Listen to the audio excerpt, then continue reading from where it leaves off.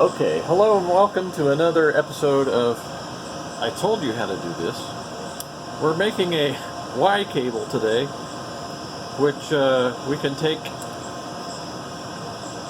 an XLR male and an XLR male and connect it up to an XLR female. Sort of a splitter, used in a lot of radio station audio applications. So far I have made up the male ends, and I'm getting ready to put this connector body together and put an XLR female end on this one. So the first step is, before I solder it to this, I usually end up joining these wires together so they stay together while I solder it up here. So the first step will be just simply twisting these red wires together at the ends, just a slight bit, just enough to solder them so they hold together. Get them the same length in the same place in the same time, and then twist them up a little bit, make sure they stay kind of flat, like that. Then I'm going to I like to put it in the vise just to hold it while I put a dab of solder on there. Got the Weller soldering iron. I'm just going to put a dab of solder on the end so the wires will stay together when I solder them into the little cup there on the end of the thing. So I've got the red one soldered together. I'm using a vise to hold everything in place. That helps a lot, because it doesn't fall over or fall on the floor. I don't have to solder the stuff in my lap. When I started soldering things back in junior high school years and years ago, that's how I did it. I'd sit on my bed and do soldering. Then my mom started wondering why I always had burn marks in my sheets and bedspread and everything. That's because you have drips of solder. You know, this stuff will drip down and melt things. Burn your fingers. It's all part of learning. Now I'm going to take these shields and put them together. So far I've got the reds together, the blacks together. Here's the shields. I like to twist the wires a little bit before I join them or solder them or anything, because it just helps the strands stay together.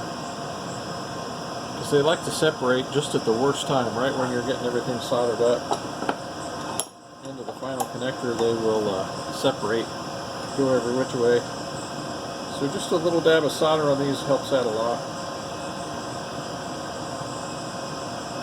You don't want a whole lot, because you still want the wire to be able to be bent into place. Okay, so now I've got all three of these joined together.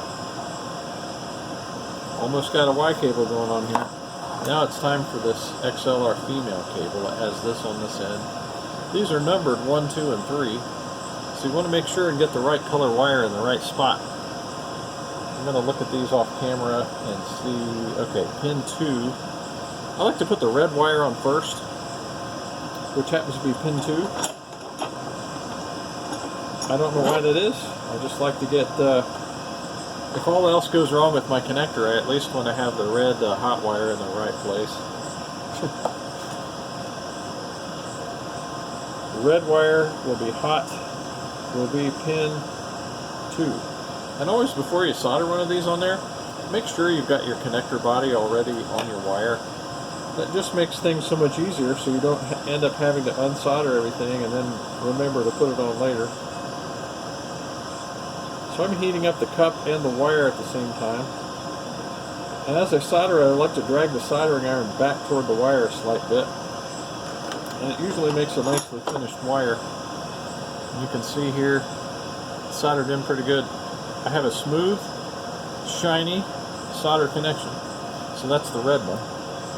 Then the black wire goes on terminal 3, which will be this next one. I like to clamp these on the vise loosely. I'm not clamping them hard enough to deform the body of this, because if I bent that metal all up, my connector shell would not fit back together very well. Now in this case, I'm going to try to heat this up and get this series of wires to lay in that little cup flat without flying out.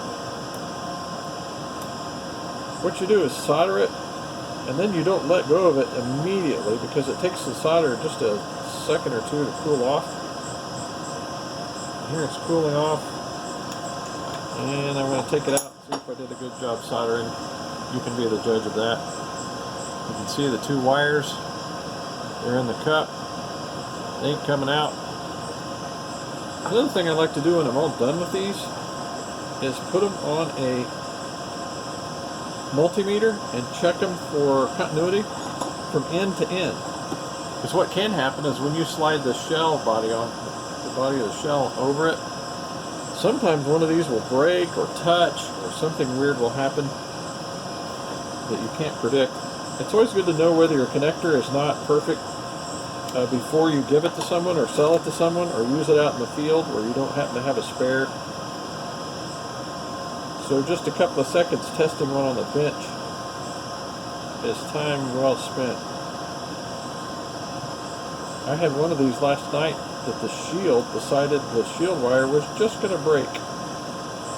After I put it all together, or during construction, I never noticed it. I'm trying to get this one slid in there, and it's flying everywhere.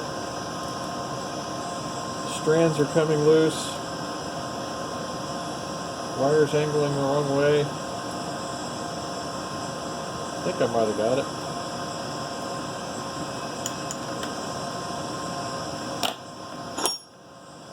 Might have got this one. Okay, there, I'm all soldered in that cup.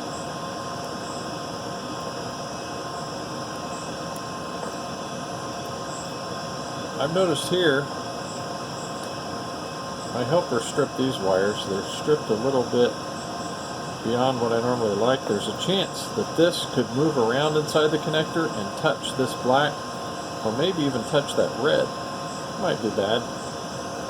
So what I'm going to do, I don't have any heat shrink with me today, but I'm going to take this long shield wire and just cover it up with a little bit of flat tape. If you have a more critical application for these, of course you want to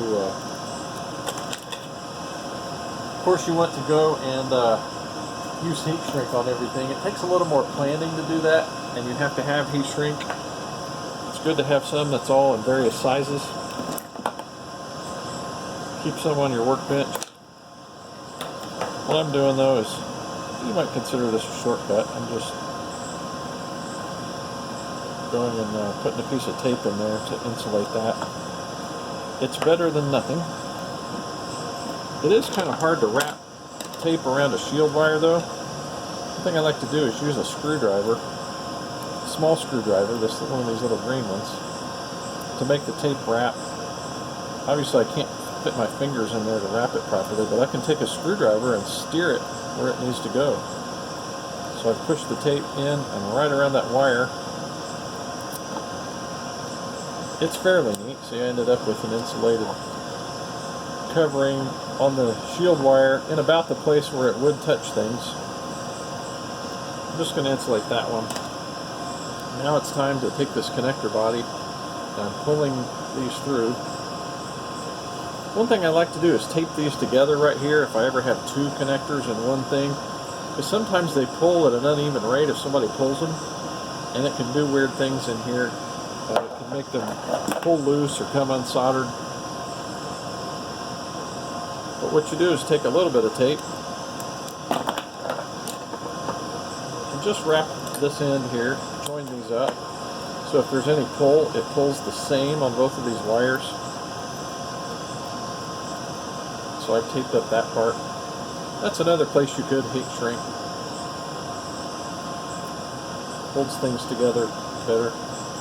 So on this, when you put a female XLR together, you want to line up that little notch with that, and you pull it in and kind of push it in at the same time. Line it up.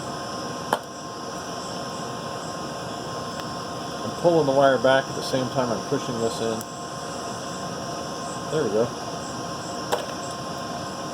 The whole idea is to line up this screw so you can turn it. As you turn it, the screw comes up in the housing to lock it into place. Then you tighten this and you tighten that slightly just to keep these wires from pulling out.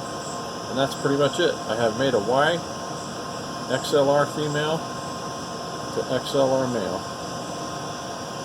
Thanks for watching. I told you how to do it.